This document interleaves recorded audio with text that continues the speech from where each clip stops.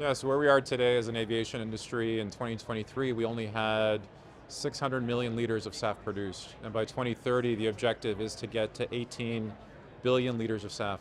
So at the end of the day, we have 6 years to go from where we are today to 2030 ambition. The question is, how fast can we go? Where's the urgency in terms of deploying technology to build and invest in infrastructure and facilities that enable us to produce SAF?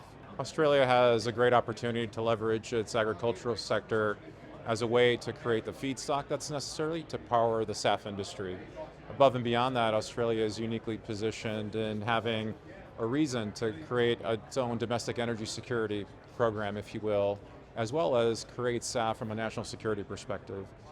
The SAF industry, I think, straddles both the progressive view as well as the conservative view, and it applies across the spectrum. So whether it's climate and decarbonization to domestic security, energy security, national security, it flexes. So you actually have the benefit of trying to build an industry with support from all parties, if you will, and Australia, I think, is uniquely positioned to capitalize on that. So we, obviously, as an alcohol-to-jet company, think that alcohol-to-jet has a ton of potential. We think that any feedstock, really, that's a waste source can be converted into ethanol, and from ethanol into SAF. It's one of the most efficient technologies, capitally effective and cost efficient, and gets you to a SAF molecule directly. So we are excited about the prospects of what A to J can do across the globe, but particularly here in Australia, with all the feedstock that is currently available in terms of bio feedstock that qualifies to produce ethanol, as well as all the waste emissions that come from your industrial production processes that can also be made into ethanol.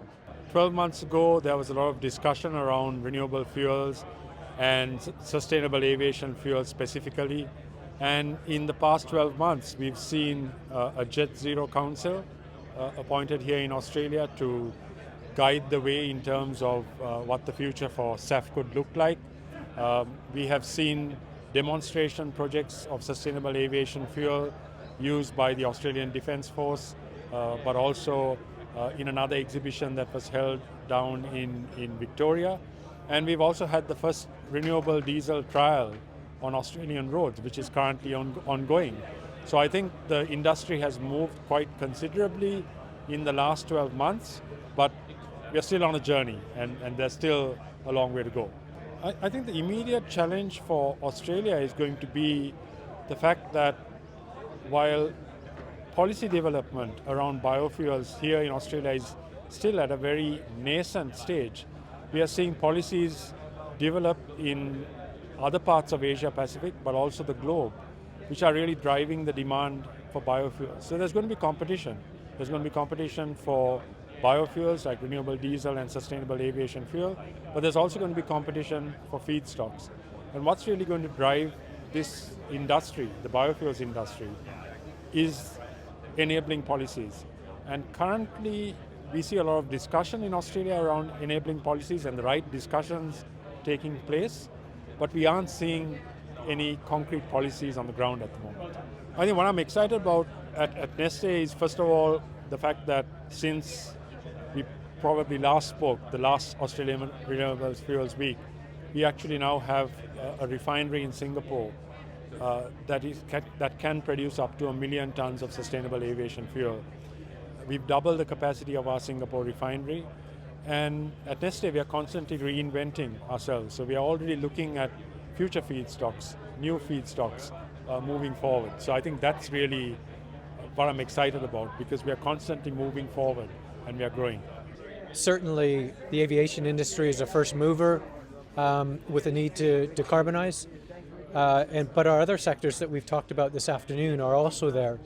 And I think we have to work together, pool our demand, and try and find a way to decarbonize all these sectors. So, that's where our focus should be. It shouldn't be competitive. When you look forward in terms of developing the industry, the biofuel industry, I think we need to be considering all sectors, all modes, all uses, and trying to find a solution for all the stakeholders.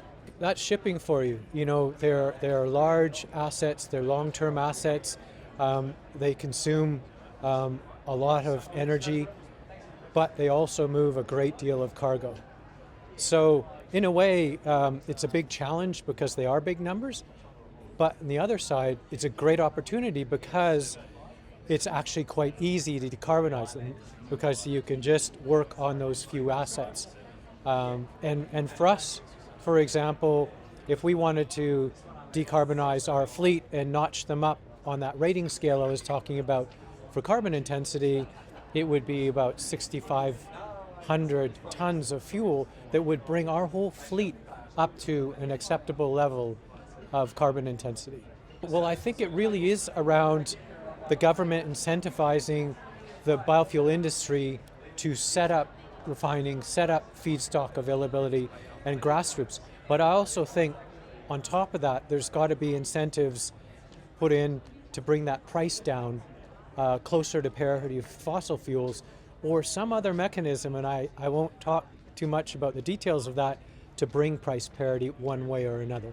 If you look at sort of the uptake of zero emission vehicles, it's going to be quite slow, mainly because we've got such a large fleet, which has got long asset life, so 14-year average age, 28 years sort of whole of life typically. So it's going to take a long time for zero emission vehicles to have a significant impact on the CO2 intensity of the fleet, and hence the reason that we're pushing for renewable fuels. So as a mechanism that can be run in every truck in Australia. Yeah, look, I think up until recently, I'd have to say no. It's been a tough battle, but I think more recently, yes, I think they're starting to realise that just the size of the magnitude of the problem. It's, you know, you're not going to be able to put enough battery electric vehicles on the road sort of anytime soon. It's certainly the way of the future, we believe, but it's going to take a couple of decades for those vehicles to amass in such numbers that we'll start to see significant CO2 savings. B5 may be a bit ambitious. I mean, we do have a biodiesel industry in Australia, have had for more than a decade now. Some of that infrastructure has been mothballed because of the price discrepancy, I guess, or the cost of sort of bio versus sort of mineral diesel. But we think that, you know, a mandate, as we saw with the ethanol mandates at state level, they drove sort of a very effective ethanol industry in Australia, and we think exactly the same will happen with bio. And, you know, whether we get to 5% by 28, but, you know, we think we probably get quite close to it. It's not just sort of, you know, the waste oils and waste cooking oils and canola. We think sort of forestry waste is a big one that you know we need to use, and then sort of, you know, moving further forward, then sort of with renewable diesel, then sort of, you know, you've got sort of, you know, other waste products and stuff that it can be used for the development of renewable diesel.